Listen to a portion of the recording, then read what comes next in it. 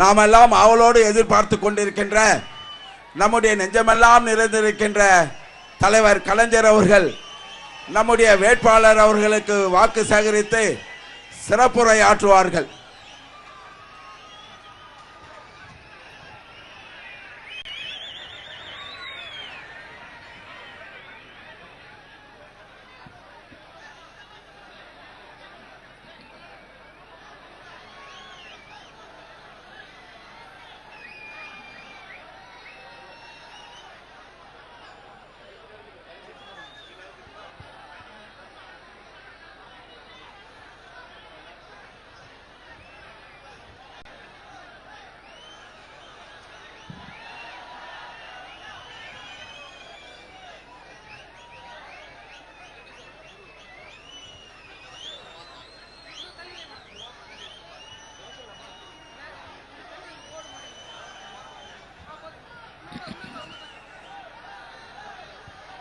அன்பார்ந்த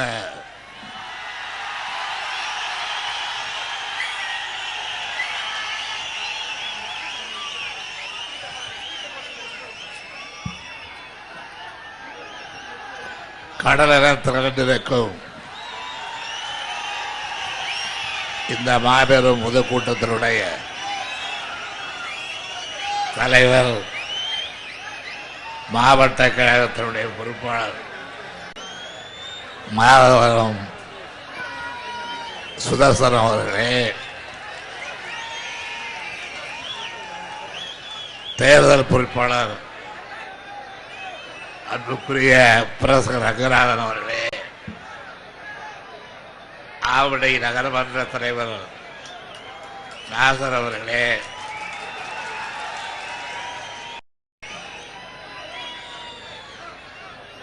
தோழமை கட்சியின் நண்பர்களே,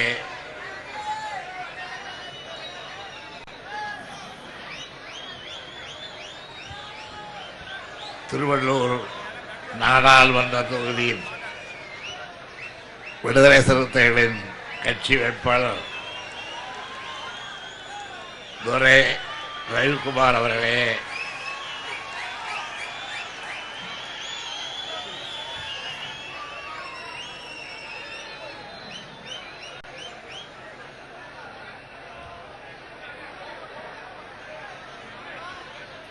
என் உயிரினும் மேலான அன்பு மறுபிறப்புகளை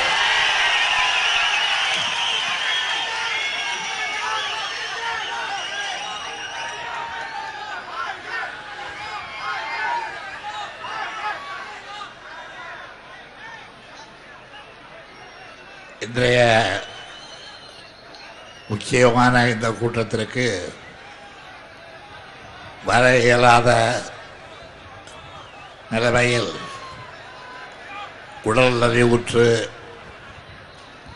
படுக்கையிலே இருந்து என்னை நம்முடைய தேர்தல் பொறுப்பாளரும் மாவட்ட கழக நிர்வாகிகளும் வந்து சந்தித்து இங்கே அழைத்து வந்திருக்கின்றார்கள். திராவிட முன்னேற்ற கழகத்தை பொறுத்தவரையில்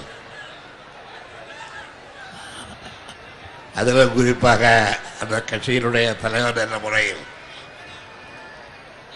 எது நேரினும் எத்தகைய இடர் சூழினும்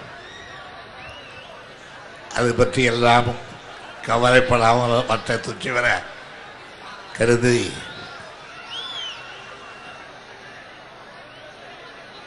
உடல் நலிவு எனக்கு மாத்திரம் அல்ல, தமிழ்நாடே இன்றைக்கு நலிவுற்றிருக்கிறது. அந்த நலிவை துடைக்க, சோர்வை நீக்க அனைவரும் ஒன்றுபட வேண்டிய நேரத்தில் நான் மாத்திரம் உடல்நலம் என்று வீட்டுக்குள்ளே அடைந்து கிடக்கக்கூடிய சூழலை விரும்பாத காரணத்தால் உங்களை எல்லாம் சந்தித்தால் அதுவே எனக்கு மருந்தாகிவிடும் என்ற நிலையிலே அந்த சந்திப்பை ஏற்படுத்திக் கொண்டிருக்கிறது.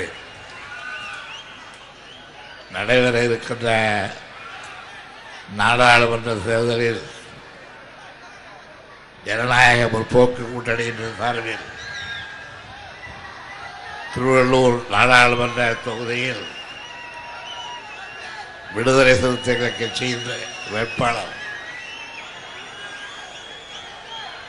ரவிக்குமார் அவர்களுக்கு நம்முடைய அன்பான வாக்குகளை போதன சன்னத்திலே வழங்கிட வேண்டும் என்று கேட்டுக்கொள்கின்ற கடமை அற்ற இங்கே வந்திருக்கின்றேன். நீங்கள் வந்தால் போதும், முகத்தை மாத்திரம் காட்டினால் போதும் என்றெல்லாம் காலையிலே இருந்து நம்முடைய தோழர்கள், என்னுடைய தம்பிமார்கள் திரும்ப திரும்ப சொன்னதன் பேரில் அவர்களையும் மகிழ்விக்க, உங்களையும் குளிர்விக்க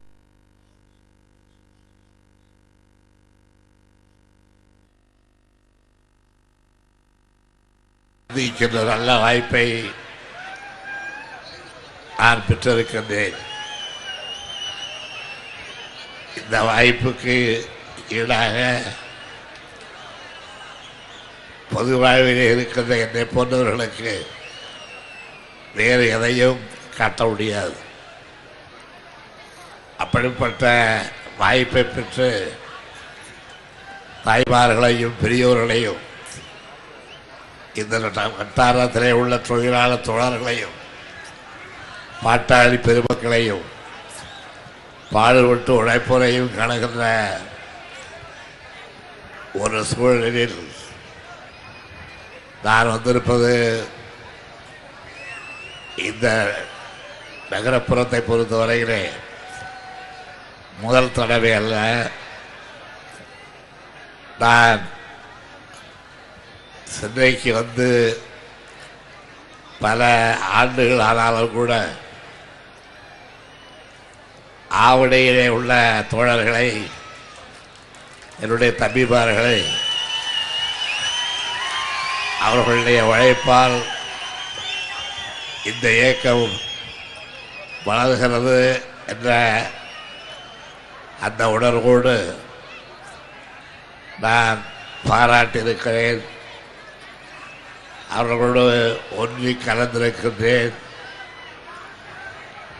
அவர்கள் இடுகின்ற அழைப்புகளை கட்டளைகளாக ஏற்று நான் அதற்கு ஒத்து போயிருக்கின்றேன். கடந்த ஒரு மாத காலமாக நான் மேற்கொண்ட தேர்தல் சுற்றுப்பயணத்தின் காரணமாக இன்று காலையிலே இருந்து திடீரென்று உடல் நலிவுற்று மருத்துவர்கள் தடுத்து கேளாமல் அவர்களுடைய ஆலோசனையையும் பெற்று இந்த நிகழ்ச்சிக்கு வந்திருக்கின்றேன் என்று சொன்னால் அது என்னுடைய உடல் வலிமை பொறுத்ததல்ல, தமிழ் சமுதாயத்தின் மீது, தமிழர்கள் மீது நான் கொண்டுள்ள பற்று பாசம் வேகளை பற்றியதுதான் என்று சொன்னால் அது மிகையாகாது.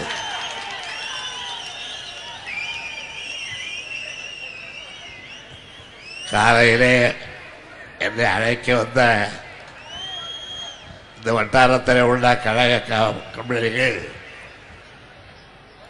மாலை வரையிலேயே என் வீட்டிலேயே காத்திருந்து என்னை இங்கே கொண்டு வந்திருக்கிறார்கள். அழைத்து வந்திருக்கிறார்கள் சொல்ல மாட்டேன், கொண்டு வந்திருக்கிறார்கள் என்று சொன்னால் அதுதான் பொருத்தமான வாசகமாகும்.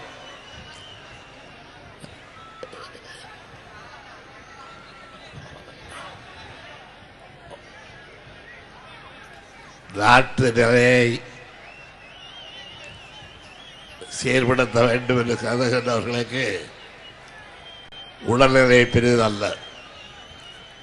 எனவேதான் உடல்நிலையை பொருட்படுத்தாமல் நாட்டு நிலையை சரி செய்ய வேண்டிய அந்த கடமையை ஆற்றுவதற்கு உங்கள் முன்னால் வந்து அமர்ந்திருக்கின்றேன். நான் இந்த ஆவணி நகரத்துக்கு பல நேரங்களில் வந்திருக்கின்றேன். அப்படி வந்த போதெல்லாம் மேடையிலே நின்று கொண்டுதான் பேசியிருக்கிறேன். இன்றைக்கு உட்கார்ந்து கொண்டு பேசுவதற்கு காரணம் என் உடல்நிலை. கடந்த 3 ஆண்டுகளுக்கு முன்பு நான் செய்த உடல் அறுவை சிகிச்சையின் காரணமாக எழுந்து நின்று பேச முடியாத ஒரு சூழல். நான் தான் எழுந்து நிற்க முடியவில்லை தவிர தமிழ் சமுதாயம் எழுந்து நிற்க என்னாலான சிகிச்சைகளை, என்னாலான வலிவை அந்த சமுதாயத்திற்கு ஊட்ட வேண்டும் என்ற அந்த வகையிலே தான் உங்களை எல்லாம் இங்கே சந்திக்க வந்திருக்கின்றேன். இது உங்களுக்கு ஒரு பாகமருந்தாக இருக்கலாம். என்னை பொறுத்தவரையில் உங்களை பார்ப்பதுதான் எனக்கு மருந்து.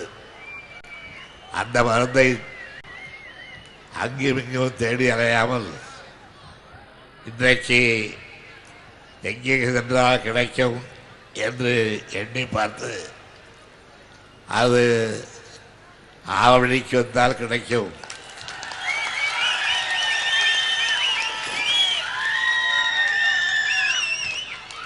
என்பதை புரிந்து கொண்டு இங்கே வந்திருக்கின்றேன்.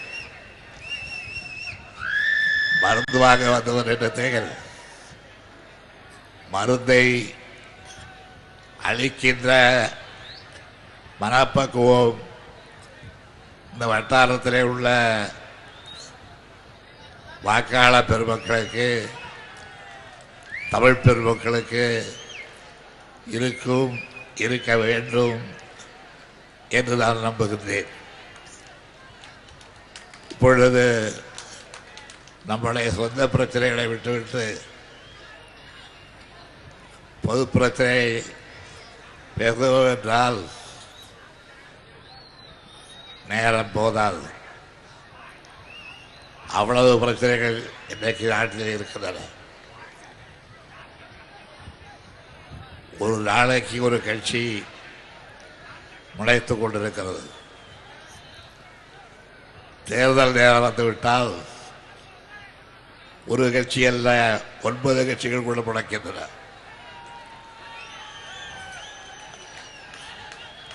அப்படிப்பட்ட சூழ்நிலையில் இவ்வளவு கட்சிகளில் எந்த கட்சியை நாம் அடையாளம் தெரிந்து கொண்டு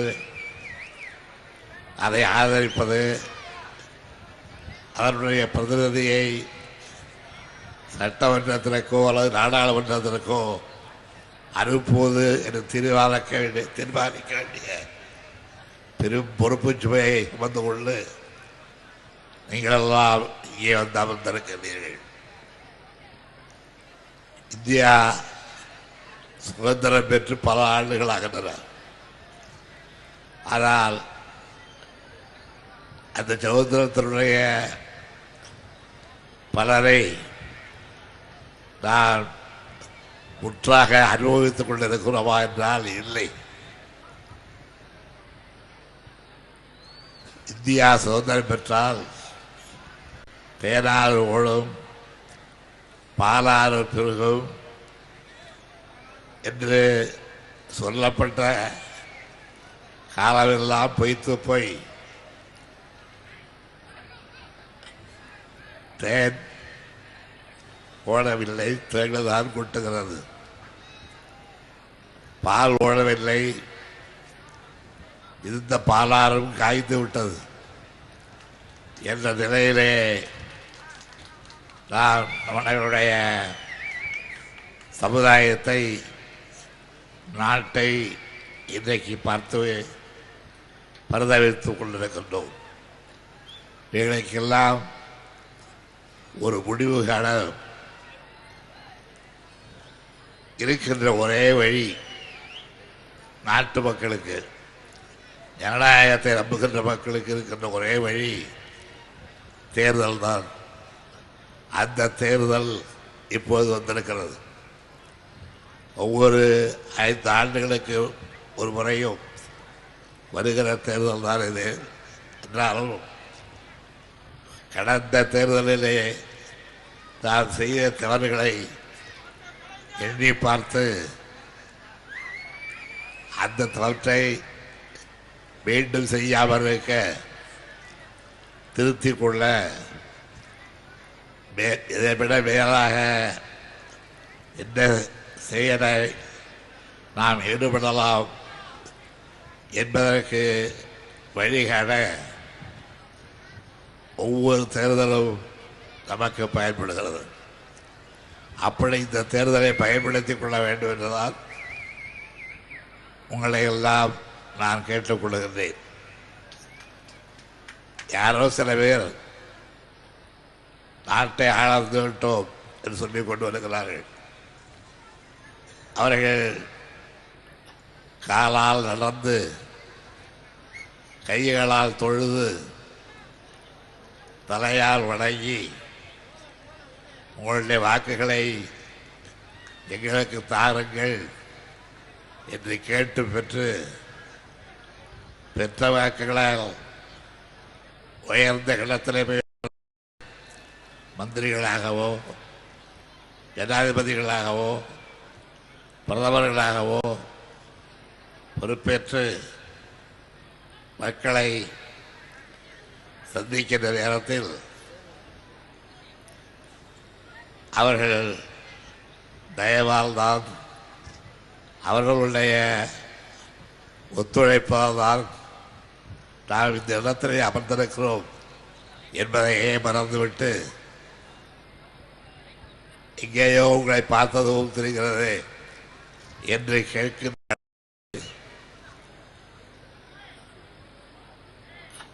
மக்களுக்கும் அதிகாரத்தில் வருகின்றவர்களுக்கும் உள்ள தொடர்பு ஆகிவிட்டிருக்கிறது. அதை மாற்ற வேண்டும். அந்த மாறுதலை செய்ய வேண்டும். எல்லோரும் இந்நாட்டு மக்கள், அந்த மக்கள்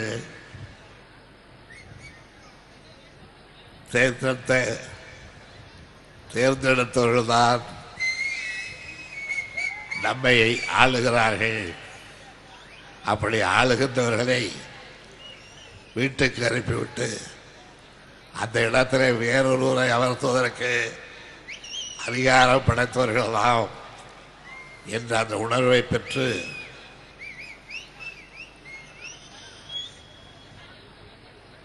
நாட்டை வலுப்படுத்துகின்ற அந்த காரியத்தை ஒவ்வொரு மனிதரும், ஒவ்வொரு குடிமகனும் ஈடுபட வேண்டும் என்பதை சுட்டிக்காட்டத்தான் தேர்தல் வருகிறது. அதில் வேட்பாளர்கள் இருக்கிறார்கள். வேட்பாளர்களுக்கு தேர்தலுக்கு வேண்டிய பொறுப்பு, கடமை நமக்கு கிடைக்கிறது. அந்த பொறுப்பையும் கடமையையும் நாம் சிந்தித்து செயல்பட்டு முறையாக, ஒழுங்காக நிறைவேற்றவிட்டால் அடுத்த தலைமுறைக்கு நாம் நமக்கு நம்மை அறியாமல் ஒரு தீங்கினை தேடிக்கொண்டவர்களாக ஆகிவிடுவோம். ஆகவேதான் அதை எல்லாம் சிந்தித்து பார்க்க இது போன்ற மக்கள் திரளில் தனித்தனியாக வகுப்பு நடத்தாமல் பொதுப்படையான சூழ்நிலைகளை ஆராய்ந்து அந்த சூழ்நிலைகளுக்கு ஏற்ப நம்முடைய நாட்டை, நம்முடைய சமுதாயத்தை, நம்முடைய மக்களை வழிநடத்தி செல்ல எந்த முறை சரியானது, எந்த முடிவை நாம் எடுக்க வேண்டும் என்பதனுடைய அறிகுறியாகத்தான் தேர்தல் குறிக்கப்படுகிறது. அந்த தேர்தலில் ஈடுபடுகின்ற கட்சிகள் ஒவ்வொரு கொள்கை உடையதாக இருக்கலாம். ஆனால் ஒரு கட்சி இந்த கொள்கைதான் என்னுடையது என்று அறிவித்துவிட்டு அதற்கு பிறகு இதை பற்றி கவலைப்படாமலே வேறொரு புறம் தவறு விடுவினால் அந்த கட்சிகளால் நிச்சயம் நாட்டுக்கு கெடுகளவு நன்மை கிடைக்காது. மாறாக தீமைகள் தான் விளையும். தீமை தருவது எந்த இயக்கம், நன்மை தருவது எந்த கூட்டத்தார் என்று சிந்தித்து பார்த்து முடிவுகளை எடுக்க வேண்டும். அப்படி முடிவு எடுப்பதற்காக நாம் முன்னால் இருக்கின்ற வாய்ப்பு தான் தேர்தல் களம்.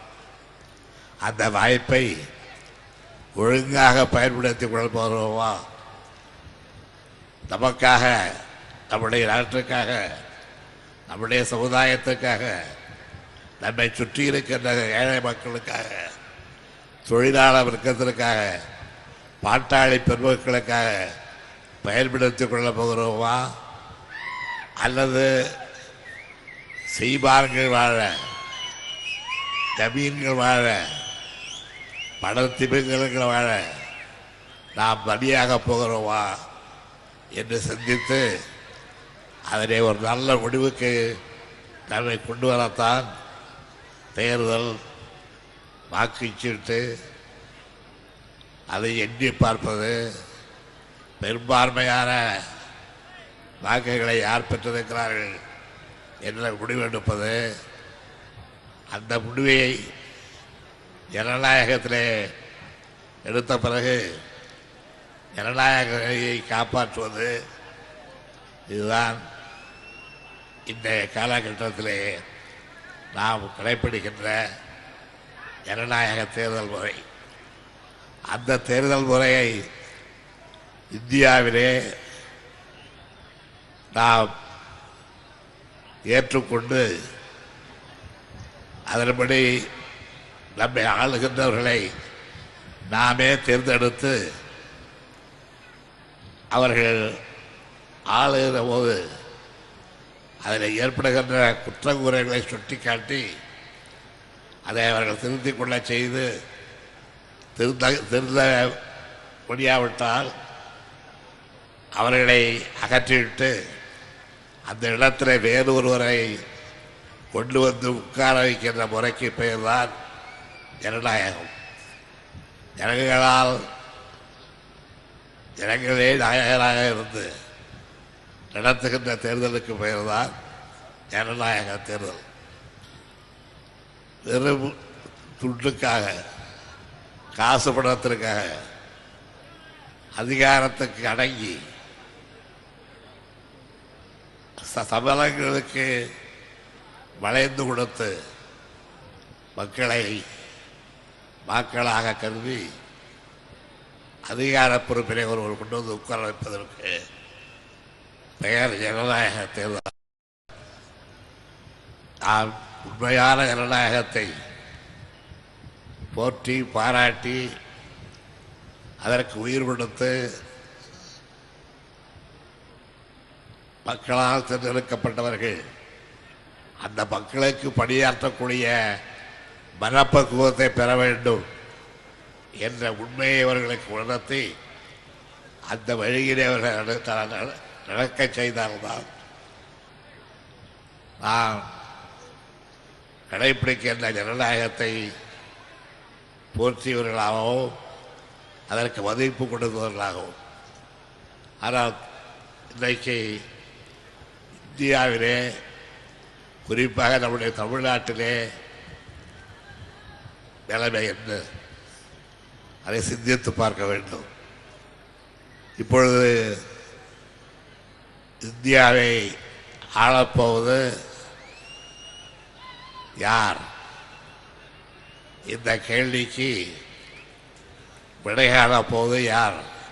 அதுதான் நாம் தான் இந்த கேள்விக்கு விடை காண வேண்டியவர்கள்.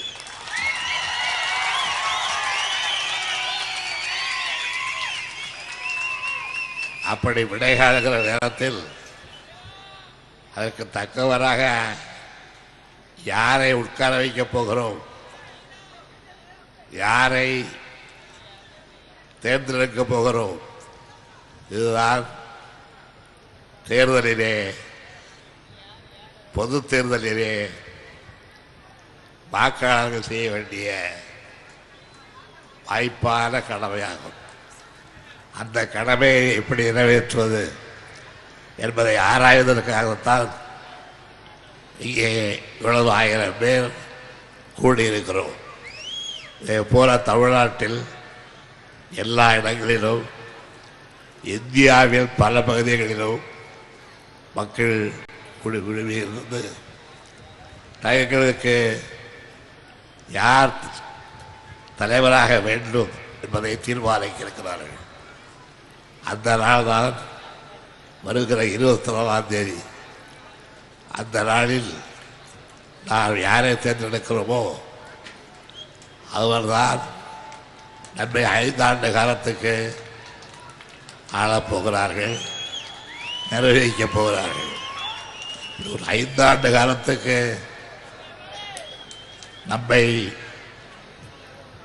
நம்முடைய பணிகளை ஆற்றுவதற்கு நாம் தேர்ந்தெடுக்கக்கூடிய ஒரு ஆள் நல்லவரா, கெட்டவரா, நடுநிலையாளரா, மக்களை ஏய்ப்பவரா, அவர் நம்மை போல இருப்பவரா, பாட்டாளி வர்க்கமா, தொழிலாளிகளுக்கு தோழராக இருப்பாரா, அல்லது சீமான்களுக்கு, ஜமீன்தார்களுக்கு உற்ற நண்பராக இருப்பாரா என்ற இந்த கேள்விகளுக்கெல்லாம் நான் பதில் சொன்னாக வேண்டும். இவர் நம்மை வந்து பார்ப்பாரா, நமக்கு ஒரு ஆபத்து என்றால் கேட்பாரா, நம்முடைய மக்களாயிற்று என்று இறக்கப்படுவாரா, அல்லது எல்லாம் ஆண்டவரின் வழி, அந்த வழியிலே நடந்தால் நான் என்ன செய்ய என்று சொல்லிவிட்டு அலட்சியப்படுத்துவாரா என்ற இந்த கேள்வி பதில் காண வேண்டிய கட்டம்தான் இந்த தேர்தல் விளக்க பொதுக்கூட்டம்.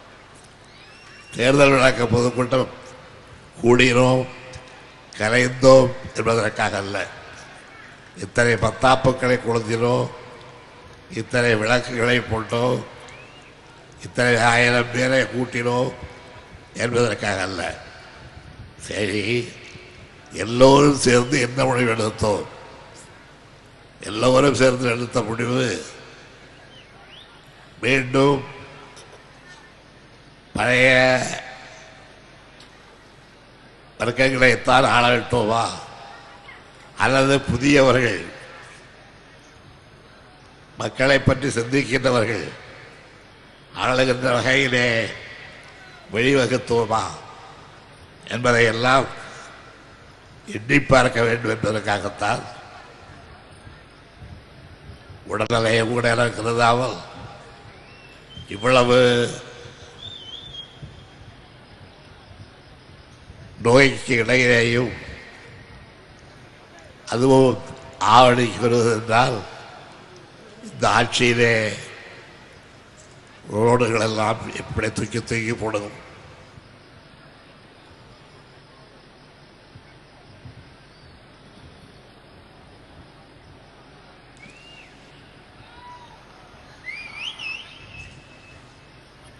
ஆறு மணிக்கு பொதுக்கூட்டம், அதற்கு வந்தே தீர வேண்டும் என்று என்னுடைய நோயை பற்றி கூட கவலைப்படாமல்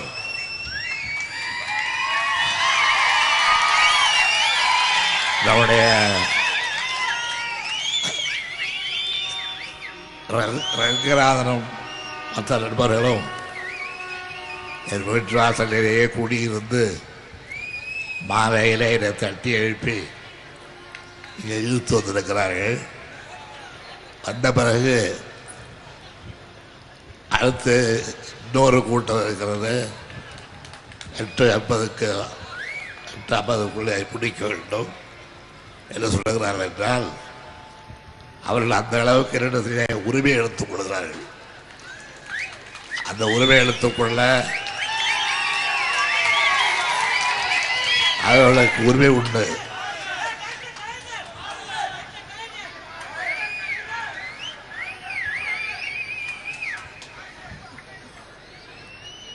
எப்படியாவது வாருங்கள், மந்திரிகள் முகத்தை கேட்டால் போதும் என்று கூட காலையிலே என்னிடத்திலே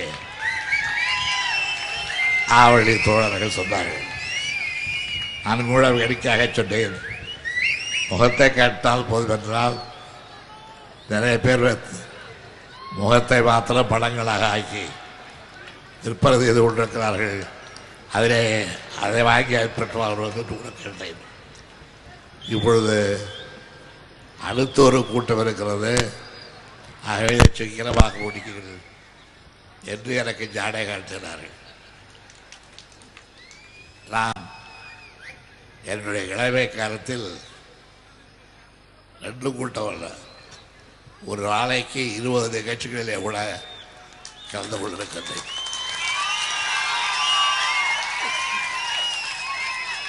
ஆனால் இன்றைக்கு என்னுடைய வயதும் என்னுடைய தகவலையும் என்னுடைய சோர்வும் அதற்கெல்லாம் இடம் தரவில்லை. என்னதான் சோர்வு இருந்தாலும் தமிழனுக்கு ஒரு தொண்டாற்ற அந்த சோர்வு எங்கேயோ போய்விடுகிறது. அதனால்தான் அந்த காலத்திலேயே மக்கள் தொண்டே மகேசன் தொண்டு என்று கூறி இருக்கிறார்கள். அதே போல இப்போது அவருடைய ரங்கநாதன் 2வது மகேசன் தொண்டுக்கு என்னை கூப்பிட்டு கொண்டிருக்கிறார் தாழ்வு மூலமாக. பரவாயில்லை, சில நேரங்களில்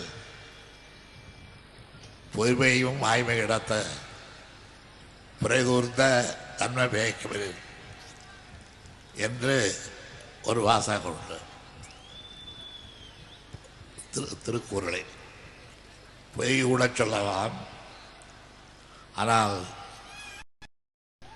அந்த பொய் ஒரு நன்மையை செய்யுமானால் பொய் கூட தவறில்லை என்று குறள் சொல்லுகிறது. அதே போல இன்னொரு கூட்டம் இருக்கிறது என்று சொன்னது என்னை பொறுத்தவரையில் ஒரு நன்மையான காரியம்தான் என்றாலும் கூட நான் அதை தவறாக கருத மாட்டேன். அந்த தவறு செய்வதற்கு உடனே என்று அழைக்கிறார்கள். நான் செல்லத்தான் இருக்கிறேன். நான் முதலில் குறிப்பிட்டதை போல என்னுடைய இளமை காலத்திலே 10 அல்லது 15 கூட்டங்கள் ஒரு நாளைக்கு பேசியிருக்கிறேன். இதெல்லாம் தந்தை பெரியார் அவர்களும் பேரறிஞர் அண்ணா அவர்களும் எனக்கு கற்றுத்தந்த பயிற்சி.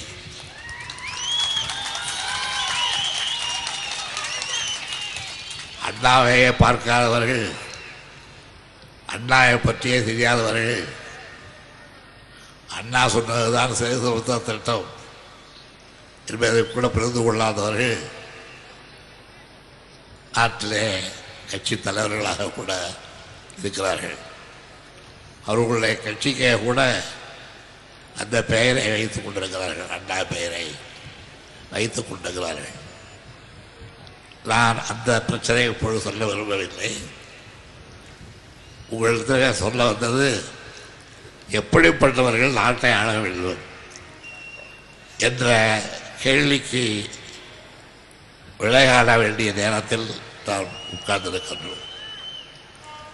நாம் அதை பற்றி சிந்தித்துக் கொண்டிருக்கின்றோம், ஆராய்ந்து கொண்டிருக்கின்றோம், பரிசாரம் செய்து கொண்டிருக்கின்றோம். கொடநாட்டிலே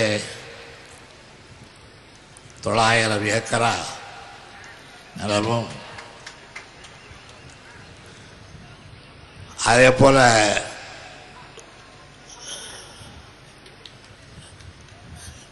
காரைக்குடியிலே நிலமும், அதே போல கன்னியாகுமரியிலே நிலமும் வாங்கி வைத்துக் கொண்டு நான் ஏழை, பரம ஏழை, என்னுடைய மந்திரி வேலைக்கு கூட சம்பளம் காட்டேன், நான் பார்க்கின்ற முதலமைச்சர் பதவிக்கு மாதம் ₹1 தான் சம்பளம் பெறுவேன் என்று சொல்லி ₹1 சம்பளத்தை நம்முடைய முதலமைச்சர் ஜெயலலிதா அவர்கள் பாவம்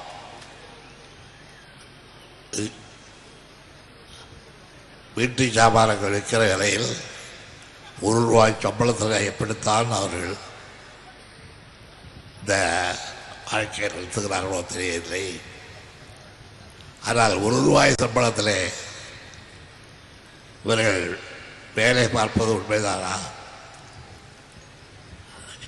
₹1 சம்பளத்தில் வேலை பார்ப்பவர்களுக்கு பெங்களூரில் நடைபெறுகின்ற சொத்து குவிப்பு வழக்கு அவருடைய பலன்கள் என்ன என்று உங்களுக்கு தெரியுமா? பெங்களூரில் நடைபெறுகின்ற சொத்து குவிப்பு வழக்கு ஜெயலலிதா அம்மையார் நம்முடைய முதலமைச்சர் வாங்கி போட்ட நிலங்கு, சம்பாதித்த சொத்துக்கு எல்லாம் ₹1 சம்பளத்தில் அவங்களுக்கு கிடைச்சது. ஏறத்தாழ இதுவரைய பார்த்த கணக்கில் பெங்களூர் நீதிமன்றத்திலேயே வழக்கறிஞர்கள் எடுத்துரைத்த உண்மைகள் ₹5000 கோடி நம்முடைய முதலமைச்சருக்கு சம்பளம் கிடைச்சது. சம்பளம் அல்ல, இதற்கு பெயர் கிம்பளம்.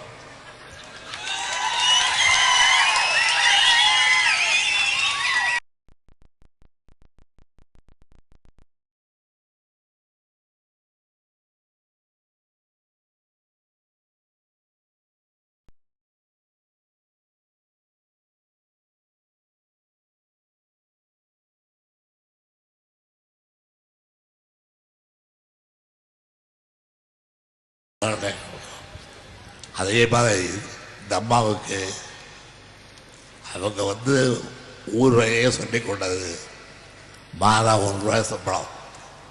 ஆனால் அந்த அம்மா பெற்றிருக்கிற இதுவரையில் இந்த 5 வருஷத்தில் ₹5000 கோடி அந்த அம்மாவுக்கு பணம் வந்தது. நிலைக்கு இருந்து வந்தது. என்ன காரணம்? எல்லா நீதிமன்றங்களிலும் இந்த அம்மா ஆள் வைத்திருக்கிறார்கள்.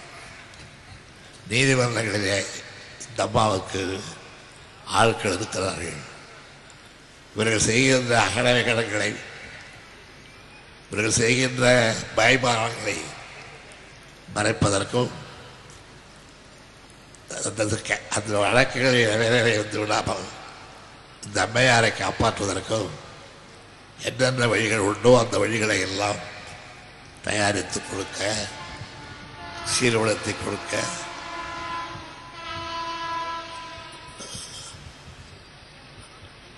அந்த அம்மாவுக்கு சாதாரண முறைகள் அல்ல. ஆனால் அதனால்தான் நாம் ஏமாந்திருக்கிறோம். அவர்கள் சொல்லுவதையெல்லாம் கேட்டுக்கொண்டிருக்கிறோம். அதற்கு சில பேர் வக்காலத்து வாங்குவதற்கு இருக்கிறார்கள். பத்திரிகைகள் அவர்களை பக்கம் பக்கமாக பாராட்டி எழுதுவதற்கு தயாராக இருக்கின்றன. அந்த துணிச்சலில் எதை வேண்டுமானாலும் செய்வேன், எதை வேண்டுமானாலும் சொல்லுவேன் என்று சொல்லி ஊரை ஏமாற்றுகின்ற ஒருவர் நமக்கு முதலமைச்சராக கிடைத்திருக்கிறார். தமிழ்நாட்டிலே ஓமாந்தூர் ராமசாமி ரெட்டியார் முதலமைச்சராக இருந்தார். பக்தவச்சலம் முதலமைச்சராக இருந்தார்.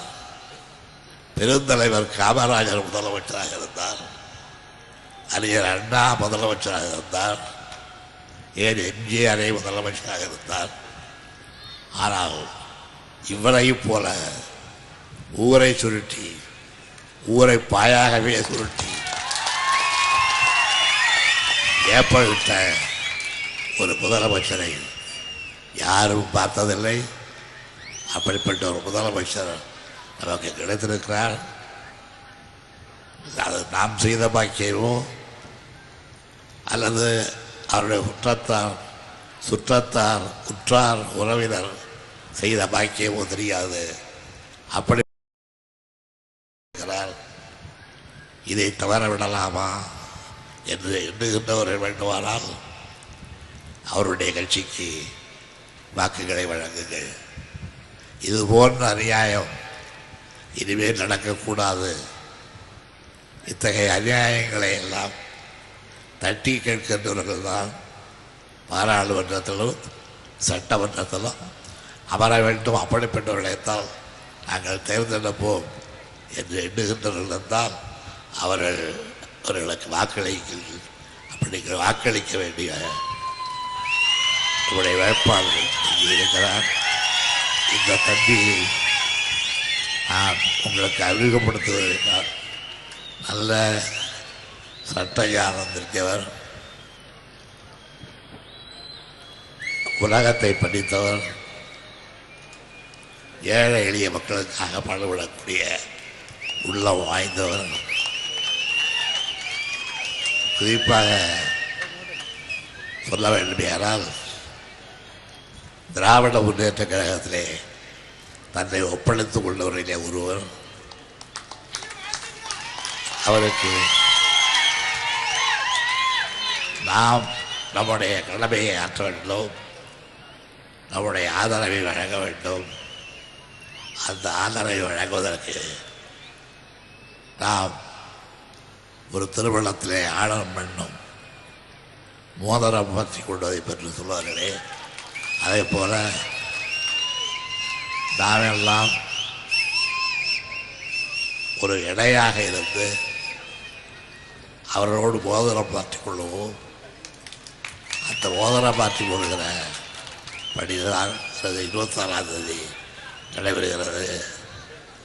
அந்த மோதிரம் சாதாரணமானதல்ல. அது புத்தனை மோதிரம், நல்ல பொன்னால் செய்யப்பட்ட மோதிரம். இந்த மோதிரம் ஏழை எளியவர்களின் வியர்வை. இந்த மோதிரம் பாட்டாளி மக்களின் வியர்வை. இந்த மோதிரம் தமிழ்நாட்டு மக்களுடைய வியர்வை. இந்த மோதிரம் சுதந்திர காற்றை சுவாசிப்பவனுடைய மூச்சு என்று கூறி அந்த மூச்சை காப்பாற்றுங்கள். அந்த மோதிரத்தை வெற்றி பெற செய்யுங்கள் என்று கேட்கிறேன்.